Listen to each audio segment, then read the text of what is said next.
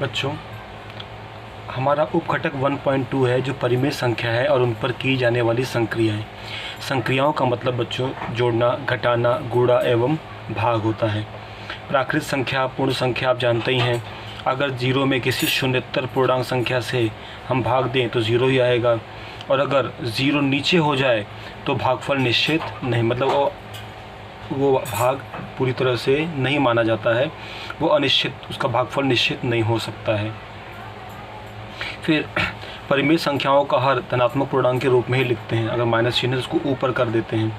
जिन दो परिमेय संख्याओं का योगफल 0 होता है उन संख्याओं को योगात्मक प्रतिलोम या विपरीत संख्या कहते हैं। जैसे 5 और -5 अगर हम जोड़ेंगे तो वो 0 ही होता है, तो एक दूसरे को 5 की योगात्मक प्रतिलोम संख्या -5 होगी, या इसी को हम 5 की विपरीत संख्या -5 भी कह सकते हैं। ठीक वैसे ही जिन दो परिमेय संख्याओं का गुणनफल 1 होता है वे एक दूसरे की गुणात्मक प्रतिलोम संख्याएं होती हैं। तो यही सब बच्चे छोटे छोटे जो इन्फॉर्मेशन है इसको आप एक बार अच्छे से रीड कर दिया करिए। जब आप इस सवाल को हल करेंगे तो इन सभी को आप अच्छे से रीड कर लेंगे। ठीक है, तो इससे आपको 1.2 एक्सरसाइज करने में थोड़ी सी आसानी होगी। जैसे अभी नमूना प्रश्न है, निम्नलिखित में से कौन सी परिमेय संख्या नहीं है।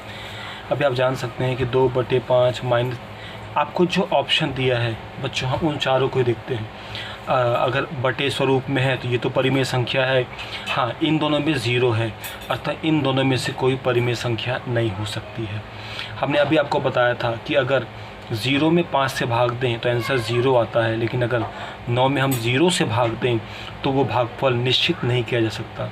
अतः हम कह सकते हैं कि यहाँ पर जो हर है वो 0 है, इसलिए यह जो है परिमेय संख्या नहीं है। और परिमेय संख्या की परिभाषा भी कहती है कि परिमेय संख्या को हम P/Q स्वरूप में लिखते हैं, और जो हर है Q वो 0 नहीं होना चाहिए। क्योंकि इसका हर 0 है तो आपको ये पूरा देखने की ज़रूरत नहीं है, आपको इन ऑप्शंस में ही समझ में आ जाएगा। ठीक वैसे ही जैसे दूसरा सवाल है, -25/62 गुणे 93/75। आपने ऐसे सवालों को हल किया हुआ है, आप इसको संक्षिप्त स्वरूप में इसको आप वो करिए तो आपको इसका आंसर आ जाएगा। जैसे 25 एकम 25 होता है, 25 तियाँ 75 होता है, हम इसको कट भी कर सकते हैं। अब 62 और 93 ये दोनों किस पहाड़े में जाते हैं, ऑफकोर्स 31 के पहाड़े में जाएंगे। 31 दूनी 62 और 31 तियाँ 93, ये 3 भी कट गया, ये माइनस माइनस भी कट गया, खाली 1/2 बचा। तो 1/2 बच्चों में कौन सा ऑप्शन है, पहला, तो फर्स्ट ऑप्शन में आपको आ जाएगा। हमने कैसे कट किया, 25 एकम 25 के पहाड़े में कट किया और इसको 31 के पहाड़े में कट किया। आप गुणा करके देख सकते हो, 31 2 62, 31 तिहाई 93, फिर ये 3 कट जाएंगे, बस 1 और ये 2 बचेगा, और माइनस माइनस कटने से उत्तर धनात्मक आ रहा है। तो यही बच्चों छोटी छोटी चीज़ें हम यहाँ पर सॉल्व करते हैं। जैसे ये वाला प्रश्न है, ये भाग वाले को पहले हमें गुणे में बदलना होगा। गुणे में बदलने के बाद इसको हम अति संक्षिप्त रूप में कट करेंगे, और कट करने के बाद में जैसे आपको आंसर आ गया 74/45, तो 74/45 ये कौन सा ऑप्शन है, थर्ड ऑप्शन है, तो ये आपका उत्तर हो जाएगा। तो इस प्रकार बच्चों ये बहुत ही सिंपल एक्सरसाइज है, बस आपको जोड़, घटाने, गुणा, भाग के संक्रियाएं मालूम होनी चाहिए।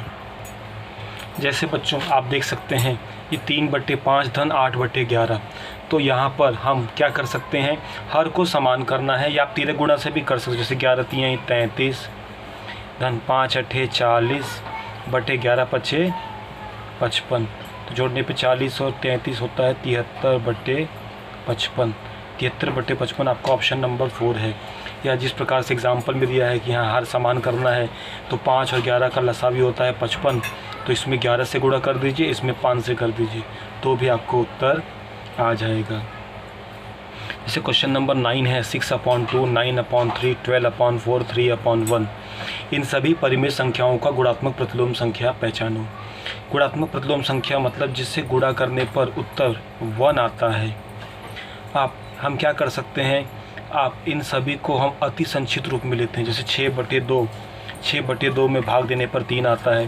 वैसे 3 तिहाई 9, 4 तिहाई 12, मतलब सबका जो नंबर है 3/1 है।